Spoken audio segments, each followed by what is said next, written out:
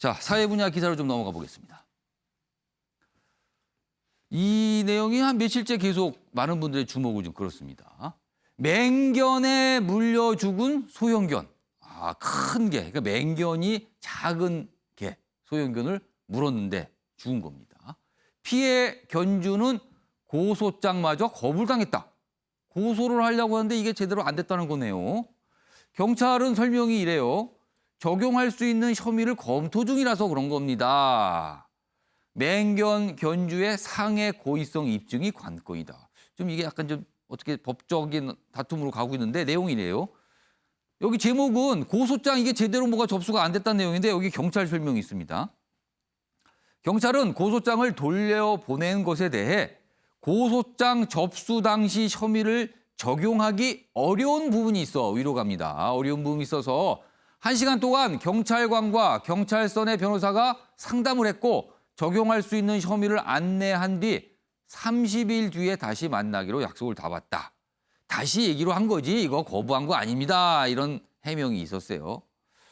자, 근데 이게 법적인 문제가 될 것 같아요. 처음에 이 개가 로트와일러라는 약간 좀 맹견에 속한답니다. 그리고 뭐 재물 손괴 뭐 이런 이유로 좀 뭐 고소장 접수 얘기가 나왔었는데 뭐 관건은 고의성이다 이렇게 설명돼 있습니다. 자, 그럼요. 문제가 됐던 그 모습이 무엇인지 그리고 무슨 일이 벌어졌던 건지 영상으로 확인해 보겠습니다. 자, 지금 보세요. 작은 소형견이 있죠? 그리고요. 갑자기 큰 개가 나타납니다. 입마개가 안 안된 상태의 큰 개입니다. 그리고 물은 겁니다. 그리고 이제 말리죠, 사람들이요. 뜯어 말립니다. 자, 이런 상태에서 개는 물렸고요. 조금 지난 뒤 개는 죽음에 이르렀다. 뭐 이렇게 됩니다. 설명이요. 자, 천하람 변호사. 네.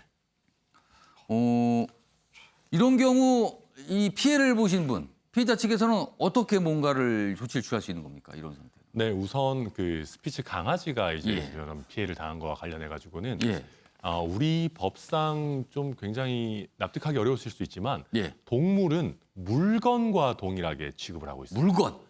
그래서 지금 재물 손괴 혐의가 문제가 되는 거거든요. 그럼 고소를 할 경우는 재물 손괴로 고소를 하는 겁니까? 네, 맞습니다. 그래서 아직까지 동물에 대한 별도의 어떤 보호하는 그 자체로 보호하는 법안이 아직 마련되어 있지 않아서 재물을 손괴했다라는 혐의가 적용이 되는데 다만 좀 구체적으로 들어가자면 재물 손괴는 고의로 재물을 손괴한 경우에만 처벌이 돼요. 쉽게 얘기하면 제가 실수로 어떤 물건을 부수거나 실수로 뭐 어떤 피해를 가한 것은 처벌하지 않도록 하고 있습니다. 그건 그냥 민사상 손해배상만 해주면 되는 문제인 거죠. 그러다 보니까 어찌 보면 이 로트와일러가 가서 이렇게 피해를 입힌 것을 견주 입장에서 고의로 이렇게 작은 강아지를 죽였다라고까지 할 수 있겠느냐. 그래서 경찰에서 최초 상담한 분은 이거는 그 견주의 어떻게 보면 중과실, 큰 과실이면 모를까 이걸 가지고 고의라고까지 할 수 있겠냐. 아까 확인해봤던 그 모습을 보고 어떻게 판단하실 거냐의 문제네요. 그러면. 맞습니다. 그러다 보니까 재물 손괴죄는 고의인 경우에만 처벌하는데 이 경우는 그렇게까지 하기는 어려울 것 같다라고 해서 돌려보낸 겁니다. 두 번째는 그 이제 스피츠 견주분이 이제 좀 다친 게 아니냐. 사람이 다쳤다면 그건 그 자체로 상해죄가 적용이 될 다른 수가 문제가 있는데, 되는 거군요. 다른 문제인데 영상에서만 보시게 되면 직접적으로 사람이 다치는 모습이 이제 크게 나오지는 않다 보니까 이 부분도 조금 입증이 어렵지 않겠느냐. 조금 더 꼼꼼하게 따져보고 다시 고소장을 접수하는 게 어떻겠느냐라고 해서 돌려보낸 것인데요. 이 부분의 핵심적인 논쟁은 좀 길게 보면 그 핵심 논점은 길게 보면 동물을 물건과는 다른 사람과 물건 사이에 어느 정도 독점적인 보호하는 어떤 지위를 줘야 되는 것이 아니냐라는 것이 장기적으로 우리가 논의가 필요한 부분이고요. 또 단기적으로는 기사에도 나왔습니다만 로트와일러 저 개가 기존에도 저런 식의 문제점을 일으켰었고 이전에도 비슷한 상황이 있었다. 네, 심지어는 또 목줄도 안 하고 입마개도 전혀 안 했다 보니까 이걸 어느 정도 중과실을 넘어서는 미필적 고의 정도를 로트와일러 견주에게 인정하는 것도 이론적으로 생각해 볼 수 있지 않겠냐. 미필적 고의면 완전한 고의는 아니지만 그럴지도 모른다라는 걸 염두에 둔 거 아니냐. 맞습니다. 그럴지도 모른다는 걸 인식하고 그 정도 뭐 용인하고 예. 내버려 둔 건 아니냐. 그래서 지금 이렇게 장기적으로 동물 보호가 취약한 이상 예. 재물 손괴 범위를 좀 더 적극적으로 어떻게 보면 적용해 보자. 이런 논의까지 이어지고 있습니다. 이게 좀 복잡해지겠네요. 이게 법정으로 가게 되면 여러 가지 또 주장이 나올 수가 있는 상황인데 아무튼 이게 비극이죠. 사실은 이 반려견 키우신 분들 참 많은데 아마 걱정하실 겁니다. 이런 경우는. 개와 개가 조우를 했을 때, 만났을 때 어떤 일이 벌어질 수 있는가. 뭐 이런 게 지금 논란이 되고 있는 겁니다.